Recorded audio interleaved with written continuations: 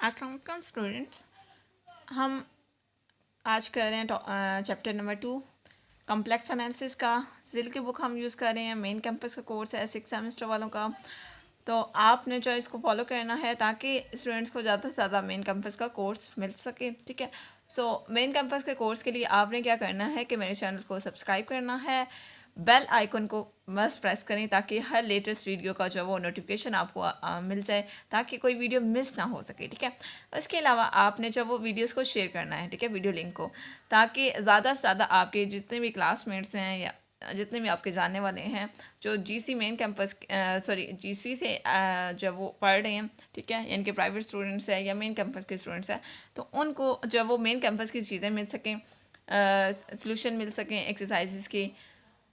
तो हमारे पास जो चैप्टर है हमारे पास कम्प्लेक्स फंक्शन एंड मैपिंग्स। तो हमने पढ़ने हैं सबसे पहले फंक्शन क्या होता है, उसके बाद हम मूव करेंगे कम्प्लेक्स फंक्शन पे कि कम्प्लेक्स फंक्शन हमारे पास क्या होता है। तो मूव करते हैं हम फंक्शंस पे। तो हमारे पास टॉपिक क्या है, कम्प्लेक्स फंक्शन। कम्प्लेक्स फंक्शन को देखने से पहले हम देखेंगे कि कम्प्लेक्स फंक्शन को देखने से पहले हम फंक्शन की डेफिनेशन देखेंगे, ठीक है। तो फंक्शन क्या होता है, a function f from from a set A. आपके पास एक फंक्शन एफ है फ्रॉम अ सेट ए है to a set B. Set A से सेट बी पे एक फंक्शन है, is a rule of correspondence that assign to each element in A one and only one element of B। वो क्या कह रहा है कि आपके पास एक फंक्शन है, एक सेट है A और एक सेट है B, ठीक है। सेट A और सेट B, इन दोनों पे आप फंक्शन डिफाइन कर रहे हैं, ठीक है। तो इन दोनों पे फंक्शन हमने किस तरह से डिफाइन करना है कि इनके अंदर मैं कहती हूँ एलिमेंट है 1 और 2, और इसके भी अंदर एलिमेंट है A और B कह देती हूँ, ठीक है। तो वो क्या कह रहा है कि सेट ए का एलिमेंट जो है सेट बी के सिर्फ एक ही एलिमेंट पे जो वो असाइन हो सकता है, यानी कि एक ही एलिमेंट के साथ वो मैप होगा। यानी कि 1 जो है वो सिर्फ ए के साथ मैप होगा, 2 जो है सिर्फ बी के साथ मैप होगा। तो यानी कि एक से ज़्यादा एलिमेंट के साथ मैप नहीं हो सकता। जैसे कि मैं आपको यहाँ पे बताती हूँ कि सेट ए है और सेट बी है, तो इसमें एलिमेंट है 1 2 और 3, 3 एलिमेंट है, और इसमें एलिमेंट है ए बी और सी। तो मैं कहती हूँ 1 जो है वो ए पे भी असाइन हो रहा है और बी पे भी, यानी कि 1 जो है ए पे भी मैप हो रहा है और बी पे भी मैप हो रहा है, और 3 जो है सी पे मैप हो रहा है, और 2 कहीं पे भी मैप नहीं हो रहा।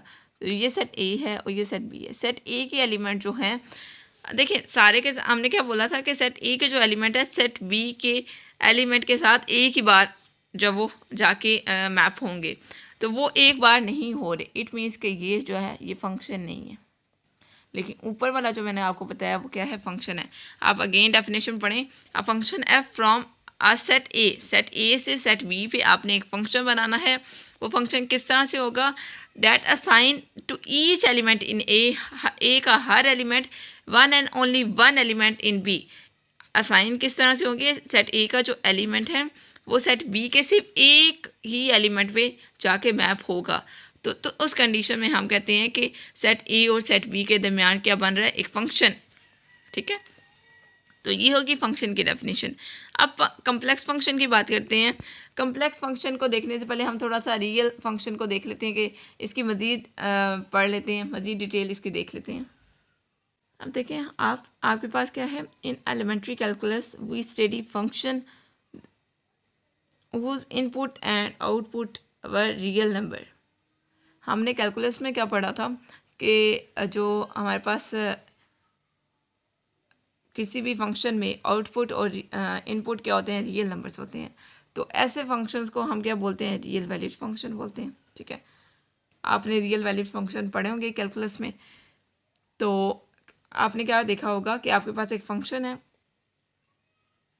आप फंक्शन बोलें कि वाई स्क्रू एफ ऑफ एक्स, ये आपके पास एक फंक्शन है। इसमें आपके पास जो इनपुट है वो भी एक रियल नंबर होता है, और जो आउटपुट आता है यानी कि आंसर आता है वो भी कोई रियल नंबर होता है। तो ऐसे फंक्शन को हम क्या बोलते हैं, real valid function.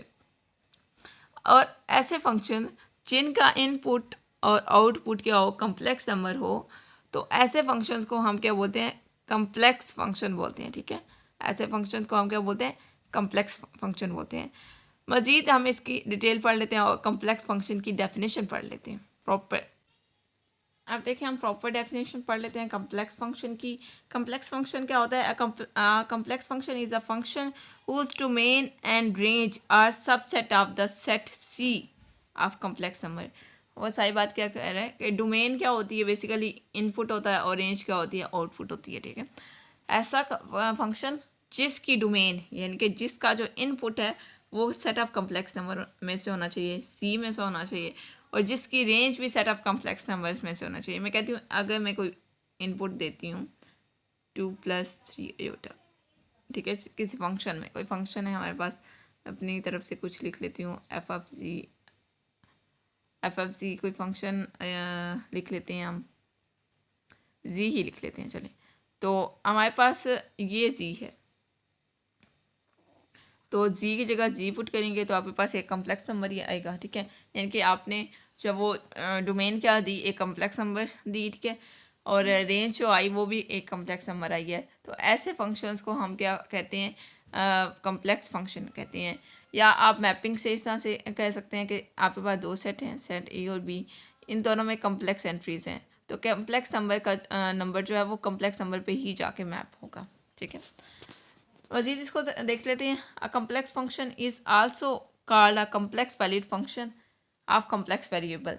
Complex function, जैसे आप रियल फंक्शन को रियल वैलिड फंक्शन बोलते हैं, इसी तरह कम्प्लेक्स फंक्शन को आप कम्प्लेक्स वैलिड फंक्शन बोलते हैं। ठीक है, और नेक्स्ट आपके पास क्या, input of a complex function F will typically be denoted by the variable जी।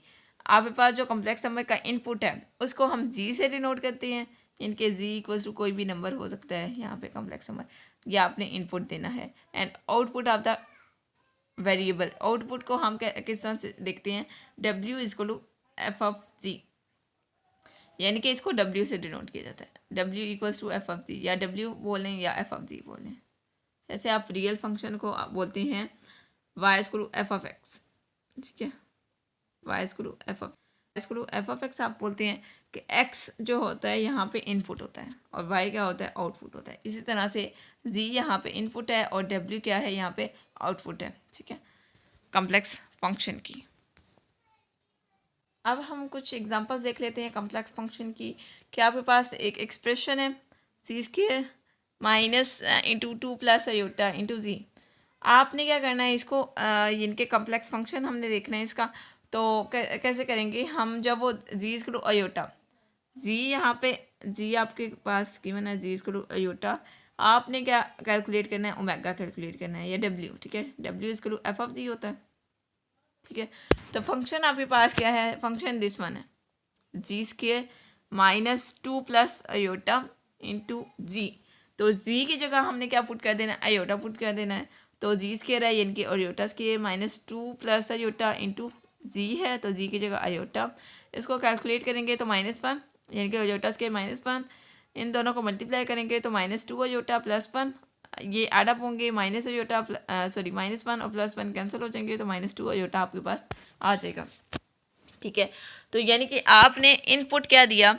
एक कम्प्लेक्स फंक्शन नंबर दिया। ठीक है, और आउटपुट आपके पास जो मिला वो भी एक कम्प्लेक्स नंबर है। ठीक है, तो यानी कि ऐसे फंक्शन जिनका आपके पास जो है वो आप इनपुट दें वो भी कम्प्लेक्स नंबर के होने चाहिए, कम्प्लेक्स नंबर का सबसेट होना चाहिए, और जो आउटपुट है वो भी कम्प्लेक्स नंबर का सबसेट होना चाहिए। तो ऐसे फंक्शन को हम क्या बोलते हैं? कम्प्लेक्स फंक्शन बोलते हैं। ठीक है, इसी तरह से हमारे पास हम कहते हैं कि एक और हमारे पास नंबर है जी इक्वल 1+ आयोटा, एक और हमारे पास कम्प्लेक्स नंबर है। इसको भी हम इसी एक्सप्रेशन में पुट करते हैं तो हमारे पास क्या आ जाएगा? एफ ऑफ 1+ आयोटा, यानी कि फंक्शन में हमने जी की जगह 1+ आयोटा पुट किया, जहाँ जहाँ पे जी है वहाँ पे 1+ आयोटा, यानी कि 1+ iota whole square minus 2+ iota into 1+ iota, ये दोनों मल्टीप्लाई होंगे, एडअप करेंगे तो आपके पास -1 माइनस आयोटा आ जाएगा। अब देखिए यहाँ पर भी आपने इनपुट कम्प्लेक्स नंबर का दिया और आउटपुट भी आपके पास एक कम्प्लेक्स नंबर आ गया, तो ये आपके पास क्या आ गया? कम्प्लेक्स फंक्शन है। ठीक है, इसी तरह से हमारे पास एक और एक्सप्रेशन है G F X equals to जी+2 रियल ऑफ जी। तो इसमें हमने क्या करना है? जी ऑफ आयोटा, हमने एक नंबर यूज़ कर लिया जी इक्वल टू आयोटा। ठीक है, तो जी ऑफ अयोटा यानी कि जहाँ जहाँ पे जी है वहाँ पे अयोटा पुट कर देना है, iota plus 2 into real of iota.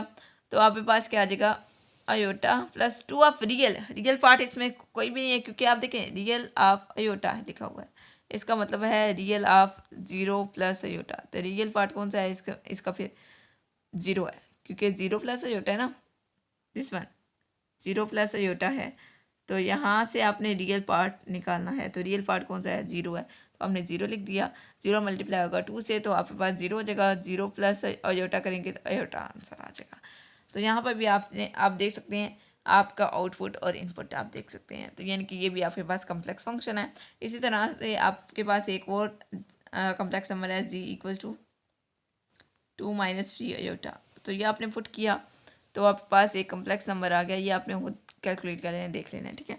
तो 6 माइनस 3 अयोटा आ जाएगा। तो यानी कि ये आपके पास कम्प्लेक्स फंक्शन की एग्जाम्पल्स थी, ठीक है। जैसे हमने डेफिनेशन पढ़ी, हमने पढ़ा कि आपके पास जी क्या होता है, जी इनपुट होता है और डब्ल्यू जब वो आउटपुट होता है, डब्ल्यू या एफ ऑफ जी, ठीक है, ये आउटपुट होता है। तो हमने जब वो इनपुट दिया एक कम्प्लेक्स नंबर और आउटपुट की भी हमारे पास एक कम्प्लेक्स नंबर आ गया है, ठीक है। तो ये आपके पास कम्प्लेक्स फंक्शन की एग्जाम्पल्स थी। अब देखिए नेक्स्ट हमारे पास टॉपिक है real and imaginary parts of complex function. Complex function के रियल पार्ट और इमेजिनरी पार्ट हमने देखने हैं कि आपके पास क्या है, कोई भी कम्प्लेक्स फंक्शन है, ठीक है, कम्प्लेक्स फंक्शन है आपके पास W is to F of Z. इस कम्प्लेक्स फंक्शन में हमने रियल और इमेजिनरी पार्ट निकालने हैं। तो किस तरह से है, आपको पता है जी इक्वल होता है एक्स प्लस अयोटा वाई के, जी इक्वल होता है एक्स प्लस अयोटा वाई के। इसको अगर आप किसी फंक्शन में पुट करते हैं तो आपके पास दो पार्ट आ जाएंगे, एक रियल पार्ट आ जाएगा और एक इमेजिनरी पार्ट आ जाएगा, ठीक है। जैसे कि आप देख सकते हैं डब्ल्यू इसको एफ ऑफ जी और जी फंक्शन हमको ले लेते हैं, जी ले लेते हैं, ठीक है से। तो एफ ऑफ जी की जगह हमने पुट करना है X plus iota Y equals to Z की जगह यहाँ पे भी एक्स प्लस अयोटा वाई क्योंकि हमने फंक्शन जी ले लिया है। अब देखें इसके दो पार्ट हैं, एक रियल पार्ट है और एक इमेजिनरी पार्ट है। तो इन पार्ट्स की हम बात करें, रियल पार्ट को हम यू से डिनोट करेंगे और इमेजिनरी पार्ट को हम वी से डिनोट करेंगे। इसकी खैर आगे हम मज़ीद डिटेल देखते हैं तो आपको समझ आ जाएगी बात। अब देखिए आपके पास एग्जांपल है, ठीक है। तो एग्जांपल देख लेते हैं। हमारे पास एक फंक्शन है डब्ल्यू इसको जी स्केयर, या आप इसको कह सकते हैं डब्ल्यू इसको f of ji equals to g square, इस तरह से फंक्शन है, ठीक है। तो इस फंक्शन में हमने जी किसके इक्वल, जी इक्वल पुट करना है एक्स प्लस अयोटा वाई के, ठीक है। तो देखिए डब्ल्यू इसको आप इसको अभी ना देखिए, ठीक है। आप इसको देखें कि जी स्केयर की जगह हमने क्या पुट कर दिया, X plus iota Y put कर दिया, ठीक है। X plus iota Y whole square यानी कि A plus B whole square का फॉर्मूला लगाएंगे आप, तो एक्स के minus Y square plus 2x Y iota आ जाएगा। तो यहाँ से आप देखें रियल पार्ट कौन सा है, दिस वन, जो अयोटा के बगैर वाले टर्म होते हैं वो रियल पार्ट होता है। और रियल पार्ट को हमने क्या नेम दे दिया, यू का, यू इक्वल्स टू एक्स के माइनस वाई स्केयर। और ये देखिए अयोटा वाली जो टर्म है इसके साथ अयोटा का कॉफिशिएंट बेसिकली क्या है 2xy है, और इसको हमने नेम दे दिया v का। और ये जो v है ये आपके पास क्या है, इमेजिनरी पार्ट है, ठीक है। और आपको पता है w किसके इक्वल होता है, w इसको इक्वल होता है u प्लस अयोटा v के, ठीक है। w इक्वल होता है u प्लस अयोटा v के। आप देखें u की जगह u की वैल्यू पुट करें, v की जगह v की वैल्यू पुट करें तो आपके पास ये अगेन वापस आ जाएगा, ठीक है। और u और v जो होते हैं वो क्या होते हैं, दोनों के दोनों रियल फंक्शन होते हैं। आपको पता है, देखें आप इजीली ऑब्जर्व कर सकते हैं u क्या है, एक्स के माइनस वाई स्केयर है। तो ये आपके पास एक रियल फंक्शन है क्योंकि x और y दोनों रियल नंबर होंगे ना। आप आगे कोई ये तो आपके पास जर्नल टर्म थी ना, आगे आप कोई जी की जगह कोई और जी को एक्स प्लस अयोटा वाई आपने एक इन जर्नल पुट किया, लेकिन जी को आप 2 + 3 अयोटा पुट कर लें, 1 + 2 अयोटा पुट कर लें, मतलब कोई आप इस तरह से नंबर पुट कर लेंगे तो वहाँ से आपके पास यू और बी जो आएंगे वो रियल आएंगे। आप इजीली वहाँ से देख सकते हैं, ठीक है, एग्जाम्पल से। खैर हम इसके क्वेश्चन वगैरह करेंगे तो तभी आपको ये बात समझ आ जाएगी, ठीक है। तो ये आपके पास क्या है, दो रियल फंक्शन है after two real variable x and y. X और वाई आपको पता है दो रियल वेरिएबल होते हैं, ठीक है।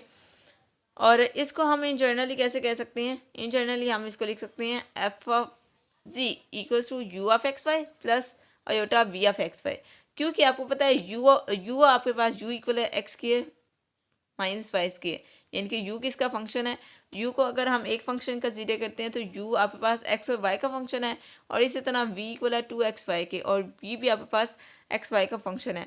तो यू की जगह यू की वैल्यू यानी कि यू पुट कर देते हैं, और यू किसका फंक्शन है यू ऑफ एक्स वाई का, यानी कि एक्स वाई हमारे पास दो वेरिएबल यूज़ हो रहे हैं, और वी हमारे पास वो भी एक्स वाई का फंक्शन है, तो वी की जगह वी लिख देते हैं, तो वी ऑफ एक्स वाई।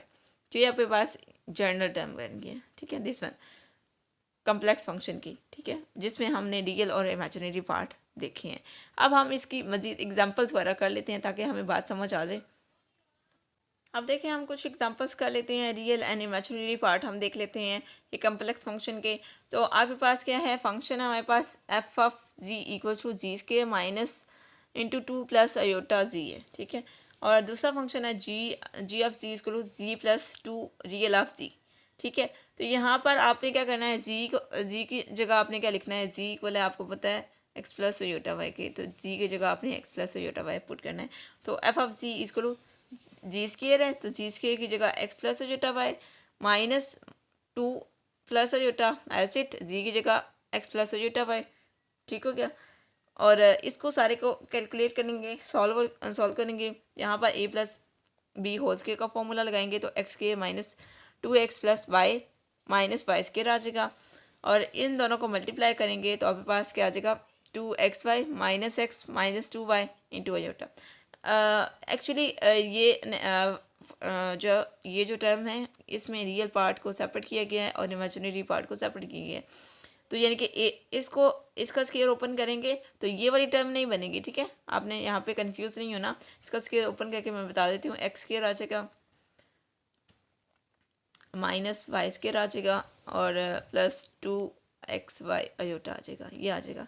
तो यहाँ से जो ये और अयोटा वाली टर्म है ये इस पार्ट में चली जाएगी, दिस वन, ठीक है, और रियल वाली टर्म इस पार्ट में चली जाएगी, यानी कि यहाँ से रियल पार्ट सेपरेट किया गया और इमेजिनरी पार्ट सेपरेट किया गया है। पहले आप इसको सॉल्व करेंगे, जो चीज़ें मल्टीप्लाई होती हैं मल्टीप्लाई करेंगे, स्केयर्स ओपन करेंगे, उसके बाद रियल पार्ट को सेपरेट कर देंगे और इमेजिनरी पार्ट को सेपरेट कर लेंगे, तो ये वाली टर्म आ जाएगी, दिस वन, ठीक है। तो यहाँ से हमने रियल पार्ट को नेम दे दिया यू ऑफ एक्स वाई का, क्योंकि रियल पार्ट में जो फंक्शन रियल पार्ट हमारे पास आया एक्स के minus 2x plus Y minus Y square है, तो ये आपके पास एक्स और वाई का फंक्शन बन गया ना, तो यू को आपने लिख दिया यू ऑफ एक्स वाई, ठीक है, और वी यानी कि इमेजिनरी पार्ट आपके पास क्या है v of x y equals to 2xy minus x minus 2y, ये आ गया। इसी तरह से आपके पास दूसरा फंक्शन है जी एफ सी का, जी की जगह आपने क्या पुट कर जी ऑफ सी इक्वल है Z plus 2 real of Z के, तो जी की जगह X plus iota Y plus 2 real as it, Z की जगह एक्स प्लस अयोटा वाई, इस तरह से आपने लिख दिया। अब देखिए यहाँ से एक्स प्लस अयोटा वाई तो एज इट आ जाएगा, ठीक है, यानी कि this one X plus iota Y as it आ जाएगा, और टू ऑफ रियल पार्ट कौन सा है एक्स है, तो मल्टीप्लाई करेंगे तो 2x आ जाएगा, क्योंकि जस्ट हमने यहाँ से रियल पार्ट चूज़ करना था, तो ये आपके पास किसके इक्वल आ जाएगा 2x प्लस एक्स करेंगे तो 3x आ जाएगा, 3x प्लस अयोटा वाई आ जाएगा, और ये आपके पास लिखा हुआ है। यहाँ से आपने रियल पार्ट निकाल लेना है, रियल पार्ट को आप नेम देंगे यू ऑफ एक्स वाई का, जो कि क्या है 3x है, और इमेजिनरी पार्ट आपके पास क्या है y है, और इसको नेम देंगे आप वी ऑफ एक्स वाई का, ठीक है। तो ये आपके पास क्या है रियल और इमेजिनरी पार्ट थे कम्प्लेक्स फंक्शंस के, ठीक है। अब देखें स्टूडेंट्स, नेक्स्ट हमारे पास टॉपिक है exponential form of a complex number. Complex number की एक्सपोनेंशियल फॉर्म क्या होती है, कम्प्लेक्स नंबर की एक्सपोनेंशियल फॉर्म दिस वन है जी स्क्रू R E raise power iota theta. आपको पता है पहले सबसे पहले देखें कम्प्लेक्स नंबर की पोलर फॉर्म, ठीक है, नॉन जीरो कम्प्लेक्स नंबर की पोलर फॉर्म क्या होती है जी स्क्रू R into cos of theta plus iota sine of theta, R को आर ही रहने दें, और ये जो है cos of theta plus iota sine of theta, इसको आप लिख सकते हैं E raise power iota theta, और ये आपके पास एक इक्वल किसके होता है जी के, और ये आपके पास क्या है कम्प्लेक्स नंबर की एक्सपोनेंशियल फॉर्म। आप ये सोच रहे होंगे cos of theta plus iota sine of theta को हमने लिख दिया है ई रेस पावर अयोटा थीटा, ठीक है। तो ये आपके पास प्रूफ है, ये आ जाता है। e आयोटा थीटा जो है वो cause of theta plus iota sine of theta के इक्वल आ जाता है। लेकिन ये जो आपने प्रूफ सीखना है या सीखा होगा आपने, ये आपने प्रूफ किया होगा मैथमेटिकल मेथड में, ठीक है। मैथमेटिकल मेथड में आपने इसका प्रूफ देखा होगा। तो ये आपके पास है इस तरह से आपके पास एक्सपोनेंशियल फंक्शन आता है। यहाँ पर हम प्रूफ नहीं करेंगे इसका, लेकिन मैं आपको प्रूफ करके नहीं बताऊंगी कि e raise by iota theta कैसे आ जाता है, मगर यानी कि cos of theta plus iota sine of theta कैसे इक्वल होता है e raise by iota theta के, ठीक है। एक्सपोनेंशियल फंक्शन के कैसे इक्वल होता है ये बात मैं आपको नहीं बताऊंगी। यहाँ पर आप बस इतनी बात याद रख लें कि एक्सपोनेंशियल फॉर्म क्या होती है कम्प्लेक्स नंबर की, जी इज करो r e raise by iota theta. ये आपके पास क्या है एक्सपोनेंशियल फॉर्म है कम्प्लेक्स नंबर की। इसकी एक एग्जांपल देख लेते हैं कि आपके पास एक कम्प्लेक्स नंबर है 3 आयोटा। तो कम्प्लेक्स नंबर 3 आयोटा है। सबसे पहले आप ये पोलर फॉर्म इसकी बना लें, यानी कि आर और थीटा कैलकुलेट करें। आपके पास कम्प्लेक्स नंबर है 3 आयोटा। 3 आयोटा की पोलर फॉर्म आप निकालें तो इसका आर आप कैलकुलेट करेंगे तो 3 आएगा, आर इक्वल्स टू 3 आएगा। और थीटा आप कैलकुलेट करेंगे तो थीटा आपके पास आएगा π/2, ठीक है। तो जी आपके पास किसके इक्वल है, जी इक्वल है आर की जगह 3 into cos of theta, cos of theta की जगह π/2 plus iota sine of theta की जगह π/2। इस तरह से आपने पुटिंग कर दी तो आप जी इक्वल है 3 cos of π/2 plus iota sine of π/2। तो 3 एज इट रहेगा, यानी कि R as it E raise by iota theta, Z इसको R into E raise by iota theta होता है। तो आर यानी कि 3, आर की वैल्यू क्या है 3 है दिस वन, तो आर की जगह 3 लिख दिया। E raise by iota theta, e raise by iota theta आपके पास क्या है π/2 है। तो ये आपके पास क्या है कम्प्लेक्स नंबर की एक्सपोनेंशियल फॉर्म आ गई है। पहले आपने कम्प्लेक्स नंबर पढ़े, फिर आपने कम्प्लेक्स नंबर की पोलर फॉर्म बनी, पोलर पढ़ी है, पोलर फॉर्म से आपने जो है वो एक्सपोनेंशियल फॉर्म बना ली है कम्प्लेक्स नंबर की। देखिए यहाँ पर आपके पास लिखा हुआ है, आपके पास कम्प्लेक्स नंबर 3 आयोटा, ये आपके पास इसकी पोलर फॉर्म पड़ी हुई है। और पोलर फॉर्म से आपने क्या कर लिया एक्सपोनेंशियल फॉर्म बनाई है 3 into E raise by iota π/2। और आपको यहाँ पर एक इम्पॉर्टेंट बात बताऊँ कि एक्सपोनेंशियल फंक्शन में क्या होता है, जो कम्प्लेक्स नंबर है, सॉरी एक्सपोनेंशियल फॉर्म है जो कम्प्लेक्स नंबर की, उसमें क्या होता है कि थीटा जो है, थीटा इसको आर्गूमेंट ऑफ जी, ये यूनिक नहीं होता। यानी कि थीटा की डिफरेंट वैल्यूज आप ले सकते हैं, क्योंकि ये जनरल आर्गूमेंट है ना। तो जनरल आर्गूमेंट में आप डिफरेंट थीटा आ सकते हैं, π/2 आ सकता है। इसी तरह से इसकी रोटेशंस को ऐड करते जाएं तो आपके पास इस तरह से यूनिक यानी कि थीटा नहीं होता। बात समझ आ रही है, यानी कि जैसे हमारे पास π/2 आया, हमने π/2 लिख दिया, अगर इसमें 2π ऐड करती हूँ तो ये आपके पास क्या बन जाएगा 5π/2, ठीक है। तो इसी तरह से मतलब आपके पास रोटेशन के बाद थीटा आते जाते हैं, तो यानी कि थीटा यूनिक नहीं होता। आपको पता है वैसे भी जर्नल आर्गूमेंट जो होता है वो यूनिक नहीं होता, जबकि प्रिंसिपल आर्गूमेंट जो होता है वो यूनिक होता है, ठीक है। अब देखें आपके पास इसी तरह से जी अगर इक्वल हो x प्लस 0 आयोटा के, यानी कि जी इक्वल है बेसिकली x के, और इसको आप लिख सकते हैं जी इक्वल x प्लस 0 आयोटा। तो फिर आपके पास क्या बनेगा, ई रेज़ पावर जी किसके इक्वल होता है, e raise power z basically equal होता है, आपको यहाँ पे बताती हूँ, e raise power z equal होता है e raise power x plus iota y के। जी की जगह मैंने x plus iota y just put किया, बाकी एक्सपोनेंशियल सेम ही है। इसको आप फर्दर लिख सकते हैं e raise power x dot e raise power iota y. E raise power x तो एज इट रहेगा, और e raise power iota y को आप लिख सकते हैं cos of y plus iota sine of y, ठीक है। अब y वाली वैल्यू 0 हो तो आपके पास क्या आएगा, e raise power x as it cos of 0 plus iota sine of 0, ये बन जाएगा। अब होता है साइन 0 0 होता है और कॉस 0 1 होता है, 1 जो है मल्टीप्लाई होगा ई रेज़ पावर x से, तो ई रेज़ पावर x वापस आ जाएगा। यही बात यहाँ पर लिखी हुई है, ठीक है, जो कि मैंने आपको डिटेल में एक्सप्लेन कर दिया। इस तरह से कुछ प्रॉपर्टीज़ देख लेते हैं मज़ीद। अगर आपके पास दो कम्प्लेक्स नंबर हैं g1 और g2, तो आपको पता है e की पावर 0 क्या होती है, 1 होती है। एक्सपोनेंशियल फंक्शन जो होते हैं वो हमेशा पॉजिटिव होते हैं, ये भी बात मैं आपको बता दूँ। एक्सपोनेंशियल फंक्शन कि कोई भी पावर लेंगे आपके पास एक पॉजिटिव नंबर ही आएगा, ठीक है। और एक्सपोनेंशियल फंक्शन की भी अगर हम पावर 0 लेते हैं तो आंसर 1 आ जाता है, ठीक है। और इसी तरह से आपके पास दो एक्सपोनेंशियल फंक्शन है, e⁻g1 और e⁻g2। अब वो बताया बेसिस सेम हो तो पावर्स ऐड हो जाती हैं, पावर्स में g1 और g2 हैं तो ऐड हो जाएंगे e⁻g1 प्लस e⁻g2। ये अपने छोटे लेवल पे बात पड़ी हुई है, ठीक है। इसी तरह से e⁻g1 ओवर e⁻g2 है। आपके पास बेसिस सेम है तो पावर्स बेसिस डिवाइड हो रहे हैं और इनकी पावर्स क्या हो जाएंगी नेक्स्ट स्टेप में जाके जब वो यानी कि सब्ट्रैक्ट हो जाएंगी। आप इसको इस तरह से पढ़ सकते हैं e⁻g1, ये नीचे वाले पावर को ऊपर ले आए e⁻−g2, बेसिस सेम है तो पावर्स ऐड होंगी, पावर्स ऐड होकर g1 - g2 बन जाएगा, ठीक है।